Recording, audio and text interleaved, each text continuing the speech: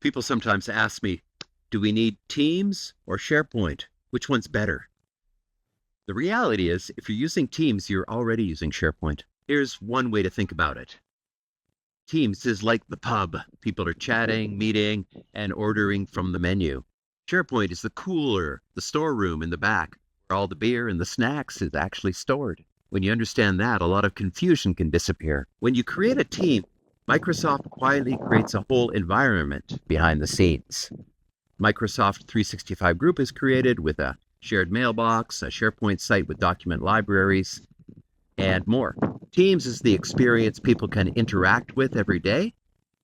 SharePoint is where the content and structure actually live. It's important to be precise here. Teams is not a fake view or a copy of your files. When you work with files in Teams, you're working directly with SharePoint. So let's take a look at files in Teams. So here we are in Teams. I'm going to open the Operations team and go to the General channel and to the Shared tab in General. And this, of course, used to be called Files, but it's called Shared now. So notice this is in Documents Library and a folder called General. And there's some metadata here, production due date.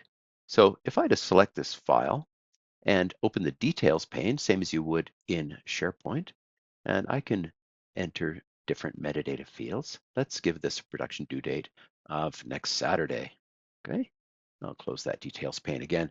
So now that ops example 1 is due April 25th.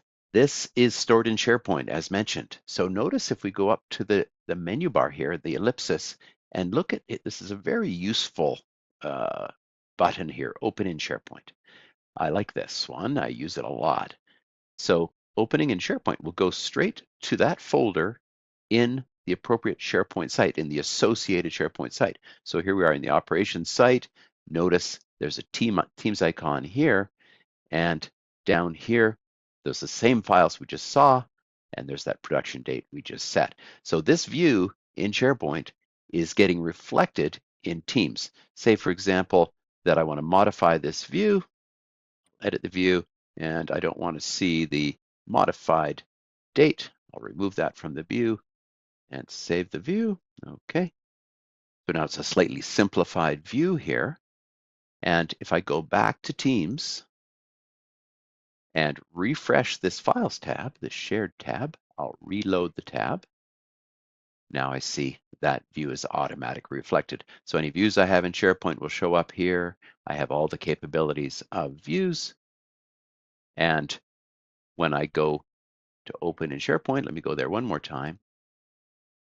And you'll see that in this document library, there are two folders, General and Manufacturing, that correspond to the two standard channels that we have in Teams. And you can get back to Teams using this icon here. Go back to the Teams channel. So you can go back and forth between SharePoint and Teams. They are partners in crime. Standard channels store files as folders in the Teams main SharePoint site. Private and shared channels are different because of permissions. They get their own SharePoint site, accessible only to a subset of the team. Think of it like a private back room in the pub, with its own cooler and storeroom, accessible only to that group. Shared channels are slightly different. They get their own cooler and storeroom, but they also have a side entrance that allows invited people into the team from outside of the pub.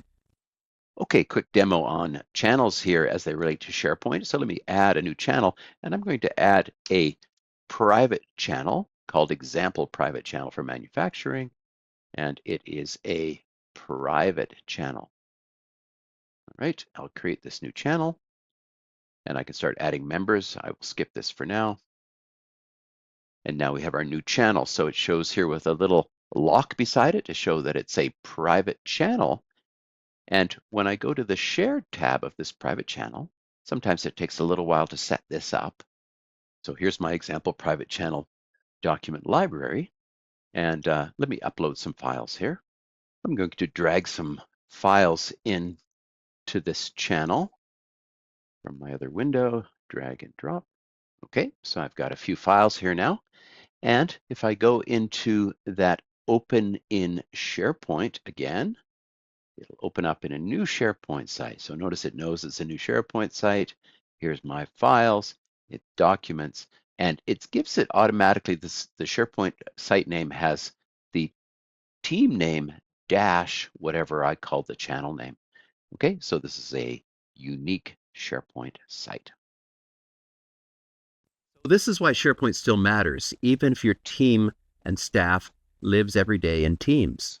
Teams supports metadata, views, permissions, and search, but SharePoint is where those things are intentionally designed and governed. Search is shared across Microsoft 365. Teams and SharePoint use the same search index, and metadata absolutely matters there. The last quick demo here is the tabs at the top here. So notice we've got the default posts and shared, and notes are always there by default. This is a OneNote tab, which I often remove. We're not using OneNote. You can just remove that tab, which I'll do right now. And contacts, so this is a SharePoint list displayed in a tab. So I'm in Teams seeing a SharePoint list. This is a Forms form displayed in a tab.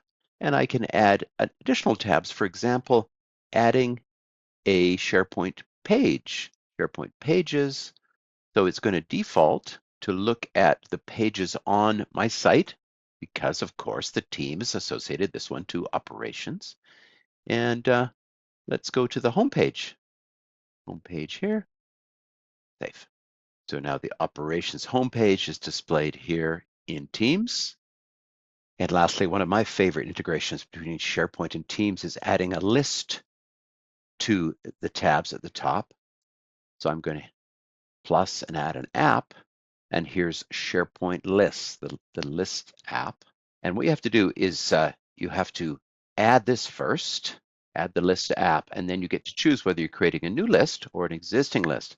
So we happen to have an inventory list on operations. You could paste a URL here, but I'm just going to choose the inventory list.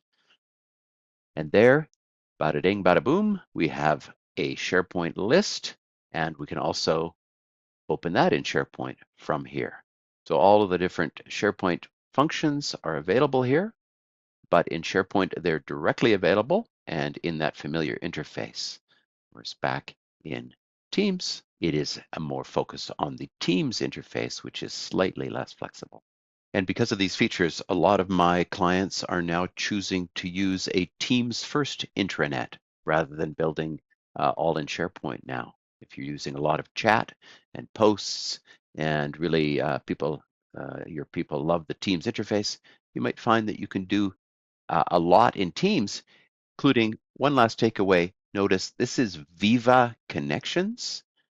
And what Viva Connections allows you to do is to create a SharePoint-y homepage in Teams. So this is connected to your SharePoint sites, your SharePoint home site, and it's configurable here in Teams. So it behaves like a dashboard connected to SharePoint. So Teams and SharePoint aren't competitors. There are two experiences working together, built on the same foundation. Teams is an excellent interface for daily work. SharePoint is where structure, control, and scale are defined. Teams is where people gather and work. SharePoint is what quietly makes it all work.